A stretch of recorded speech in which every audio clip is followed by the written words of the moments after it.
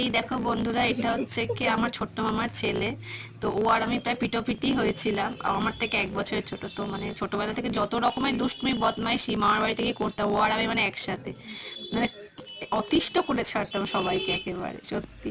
আর ও এমন এমন কথা বলছে যে আমি ফোঁটা দিতে দিতে মাঝে মাঝে হেসেই ফেলেছি, তাও এখন আমি মন দিয়ে ফোঁটাটা দেওয়ার চেষ্টা করছিলাম।